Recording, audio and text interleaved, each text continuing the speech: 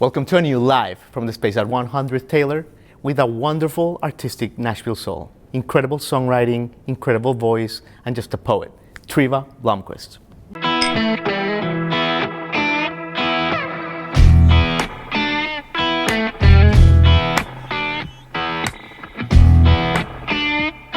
Hi Treva. Hey. How are you? I'm good. It's so great to have you on the show, Treva. Thank you so much for coming. It's great to be here. Absolutely, absolutely. And to get started, Treva, I feel like before we get to your new music and all that stuff, I think that we have to pay homage to Snakes and Saints, which is an album that already came out in 2020. 2020. It seems like it was yesterday, but it was 2020. But we were listening to it last week in research, and it just still sounds so beautiful, so spectacular. All 10 songs, Treva. Thank you. I mean, you must be so proud of it, right? I am. I'm proud of it. Yeah, thank you. I mean, it still sounds just timeless. Yeah. I think is the word that comes to mind, timeless. Oh, well, thank you. Absolutely. Absolutely, Treva. And also, since I have you here, I have to thank you because when I was moving to Nashville, and when I was packing and all that, that was the record that I was playing. Like the days that I was literally boxing stuff. So it has a place in my heart. I think I even messaged you about it because it resonated. So it left a timestamp. So thank you. Yeah. I'm feeling like a fan now, but thank you for that. I mean, that's kind of the dream of writing songs, right? Is that it meets you in your moment and becomes a part of your soundtrack. So yeah.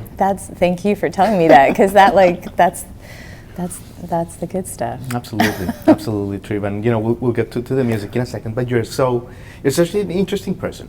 And one of the things that makes you so interesting and unique is, for example, you're so into books, and we love that. You're such a great follower on social media, and you are always recommending stuff like Brené Brown or this book or that book. So I have to ask you. You're a mom. Yes. You're a wife. You're an entrepreneur. How do you find the time to read so much? And serious question. I don't think that I'm that fast of a reader, honestly. It's just that I want to be really careful with, because I create, that's an output. And so I want to be careful and intentional about what goes in. And so I feel like reading books that are going to inspire me is really important. Yeah. So I make time for it.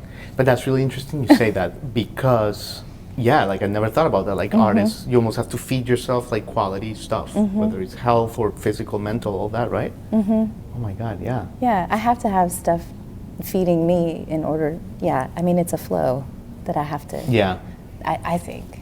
If you're going to a co-write or something and you're supposed to be really inspired and you watch something negative on the news or something, does that affect you? Does that affect the song? I think it does. I think it affects me. It affects, because it's whatever I'm thinking about and something I'm processing, so I think it matters. Sure. Just like the food you eat matters, Right, exactly. the kind of media that I'm consuming matters. Exactly. So. And I think it's already been clear that you're very in touch with everything, with the energy and those around you, and that includes pets. Yes. And you have a great dog. You talk about it, Winston. You adopted a kitten in December. Did. Where does this connection with animals come from? Did you always have this in Seattle?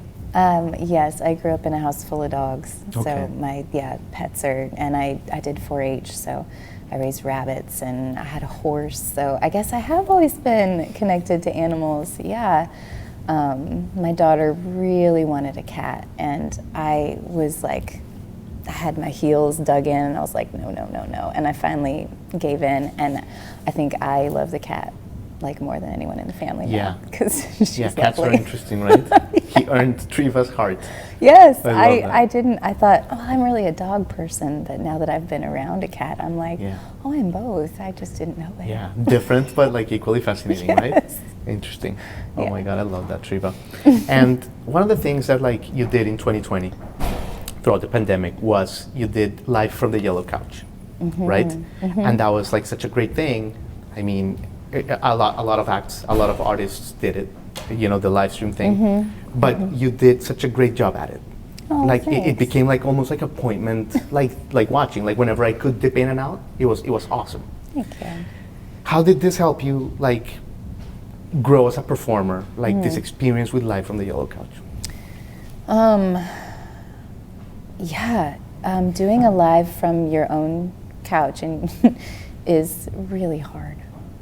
Yeah. It's really hard because you are alone in a room, and typically when you're performing, you're not alone in a room. There's energies that you're feeding off of from all of the other people. Clapping, there too. noise. Yeah. So so that took some getting used to, of just mostly just getting into my own space and then moving with it instead of doing a song and feeling out what was happening. So for me, that took some getting used to. Sure. But I think I was releasing an album, and that was my only option. Yeah. During that time, because everything was closed. Like, there was no place for me to go play live. So the only thing I could do was live stream. So. But don't you think it made you a better performer? Look, I didn't see you perform before the pandemic. I saw you after. And you created such a wonderful, it felt like you were singing to like just one person, like to me. And I think that everybody had that experience. So I can only imagine it probably made you a better performer, right? I hope so, and thank you for saying that, because I hope that's true. Yeah. I did practice. I actually did record myself and then just watched myself back one time just before I did it, because I didn't want to make a fool of myself. Right. And I'd caught a lot of things, and like I would finish a song and I would go, huh. I was like, oh, I can't do that. That's like I cringe. can't, like people aren't gonna. But things that like typically that would never be caught on a mic, or like, you know, but I would give like a sigh of like, okay, I did that, you know, but typically there's people clapping and I'm not on mic, and it's not a quiet, silent room. So. Right. Oh my God, that's great. That that's I was so like, funny. oh, I can't do that. Okay. Well, you certainly eliminated that, because we didn't see it once. Oh my God. And you've performed such iconic stages in Nashville. You've performed like the Bluebird, for example. You know, for my audience who are not artists, most of them don't live in Nashville. I mean, I'm not an artist, but I find that fascinating. What is it like to play stage stuff like the legendary Bluebird Cafe, you know, like where it's like lore, it's like music lore in Nashville. What is that like? Yeah, it's an honor. Yeah. Yeah, every time it's an honor. It's great to feel like you're part of something. And I feel like when I play the Bluebird, I'm part of a long legacy of people who have played there. And 100%. So to me, it's very validating. I mean, Garth Brooks started there, like when he was like just walking in, the whole thing, right? Yeah, very validating and very just special. Any nerves at all, or not really? Do you get stage fright? Yeah, it just depends. Okay. It just depends. Yes, I do. Yeah. Yeah. Okay, I feel like that's normal. I think it is. Yeah. I think it's normal. And I think I was hearing somebody say we need to come up with some new words for things, because there's a like nervous and excited thing that's like, it's not like, or even like scared, you know, like, yeah, I still want to do it, but yeah, I'm nervous, you know, like the I want to do it and the excitement of doing it definitely outweighs the nervous, but I'm still nervous. Right, like there's that fear element, but it doesn't matter, you still take courage. Right, but the payoff I know is good. I love that. It's like a muscle, like going over like courage. Courage is like a muscle. Yeah. So, I love that. I love that, Treva. And okay, talk to us a little bit about like, I'm assuming you're working on a new album, on some new music. Yeah. How is it like when you're starting a new project? Like I remember Billy Joel was said in an interview once that when he finishes a chapter or an album, a tour, and he sat in a piano, all he saw was like a shark with teeth. Like is it like when you finish that Snakes and Saints episode and you're like, okay, let's go. Like where do you start? Yeah, I mean, I kind of felt sad when I finished the last one, because I was like, oh, that was really great. It's over. Right. So now, I mean, I think that's part of my really wanting to be intentional about what I put in my body, because I know that that's what I'm going to process and what's going to eventually come out in songs. So, so this I don't have a definite project, but I have a ton of songs I've written, and I think that's typically where it starts. Is after I get enough that I'm like, okay, I need to really, dive into these. And then it kind of takes shape. But yeah, it's scary. Yeah, I love that. Yeah. And what's your process like, Treva? And what I mean is, like when you're songwriting, you take the discipline approach, the Nashville approach, where it's like I'm gonna write 20 songs a week. If they suck, they suck. But it's like the discipline of it, or like are you like picking up your kids from school, beautiful moment, and you're like, that's a song. Like how does it work for you? It's a combination of that.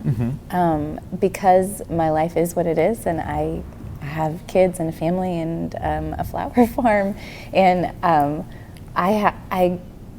I grab those moments, and sometimes I'll make a voice memo, and or I'll write it down. But then I don't always get to chase that in that moment, and so I have to discipline myself to sit down, and then I have to remind myself of the moment and see if I can get myself back into that moment to write it.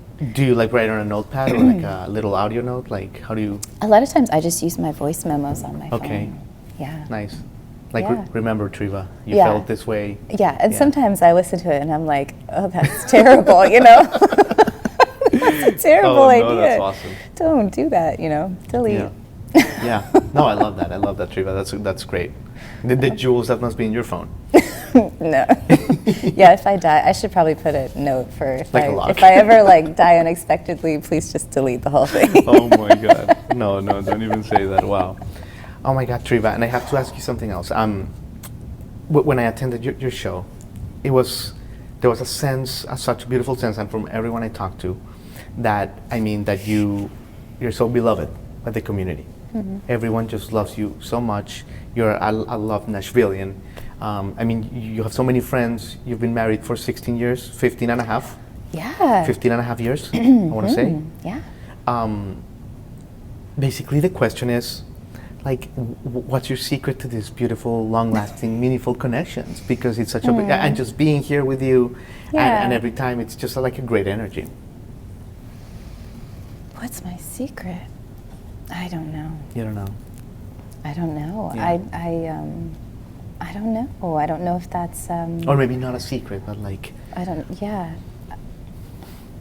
I don't know if I could answer that. Interesting. Yeah. Yeah. I think that's just you. maybe just a gift of who I am, or a gift of like seeing people and welcoming. Yeah. I don't know. That's really nice of you to say, so thank you. No, but it's true. Maybe it came from like your parents, your family, right? Did they have a lot of friends? Did they have a big gatherings? I've just always been a gatherer, I guess. Yeah. Yeah, maybe. Yeah, I don't know. My husband's a good gatherer too, so maybe it's a combination of us. Yeah, I love Yeah. it. All right, beautiful, Treva. I think you're gonna play a song for us, and I'm really excited. But before that, let me ask you about like a current event topic, because I'm just curious. Like we're just talking. When we recorded this, is like when that whole Neil Young versus Spotify thing happened, and I'm just curious with you, like as an up and coming, like amazing songwriter artist. Like, what's your take on streaming and like the dichotomy of, yes, someone in Japan right now can hear, Delight from Treva Blomquist, but you get like half a penny. Yeah. You know what I mean? Like, what's your take on all that stuff?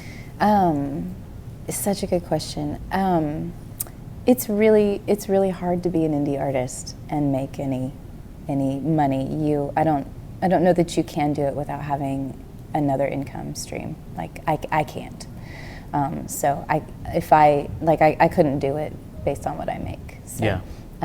The streaming rates definitely need to change, and it's really sad to me that that's the value placed on the artist, I guess. Yeah. That's what's going, that small amount is going to an artist. But like you say, there's also something really amazing about being able to say I have, fans in Japan if I've never been. Yeah. So it's a wonderful opportunity, but I do think that there's a road where everyone can be happy. And I think that the streaming platforms can give a little more. Yeah. Yeah. Exactly. Yeah. Without hurting their business model. Yeah. Without hurting anything. Yeah. and with helping the people who they are honestly trying to help. Like that's what I think. I hope you know that they want to spread good music. So beautifully said. Beautifully said, Treva. Oh, I mean, thank you. unbelievable. So great to have you here. Yeah, why don't you take us away with one of With a your song? amazing songs? This is Secret.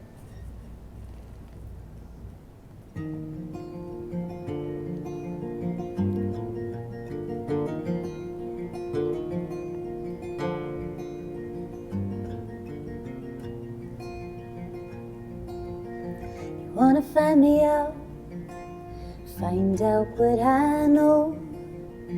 Wanna find me out, I will lay it on the table. Story is the same everywhere you look. Story is the same. We're all thieves and crooks. We're all thieves and crooks. Do you wanna know a secret? Do you wanna know? Do you wanna know? Oh, do you wanna know a secret? Nobody knows what we're doing. Nobody knows what we're doing. Want a magic fix?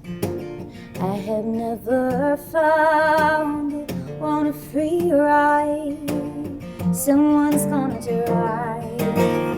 Do you wanna know a secret? Do you wanna know? Do you wanna know? Oh, do you wanna know a secret? Nobody knows what we're doing.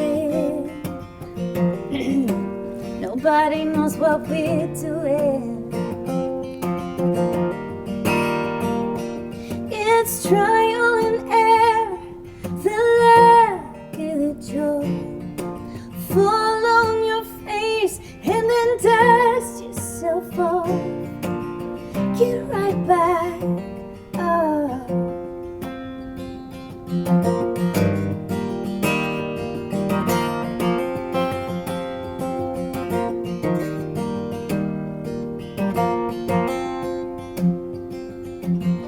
Do you wanna know a secret?